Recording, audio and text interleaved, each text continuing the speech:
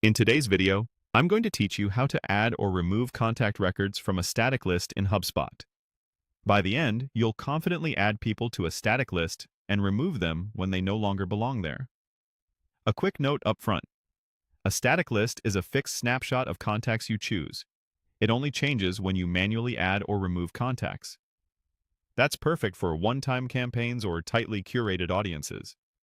Start by opening your browser and searching for HubSpot.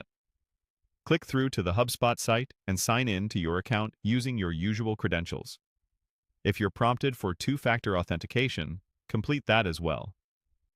Once you're in, move your cursor to the left sidebar and locate the CRM section. Then open Contacts. This takes you to the main Contacts table.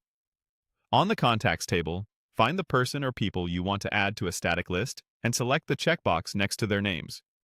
You can select one contact or multiple at once if you're building a list quickly.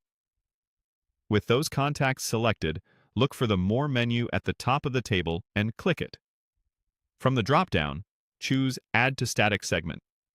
In HubSpot, Static Segment simply means static list. A dialog will open where you can choose the specific static list you want. Use the search field if you have lots of lists, and take a moment to double-check you've picked the correct one. List names can be similar. When you're ready, click Add to confirm. You should see a brief confirmation that your contacts were successfully added. Now, to remove contacts from a static list, select the checkbox next to the contact you want to take off that list. Again, you can select more than one if needed. Click Delete. You'll be asked to confirm by typing the number of records shown in the prompt.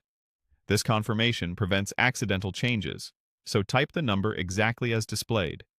Then click Delete to finalize. In the context of a static list, this action removes the selected contacts from that list. Always read the confirmation message carefully to ensure you're removing from the list and not deleting contacts from your CRM entirely. If the message mentions permanent deletion of contacts, cancel and make sure you're acting within the list view. That's it.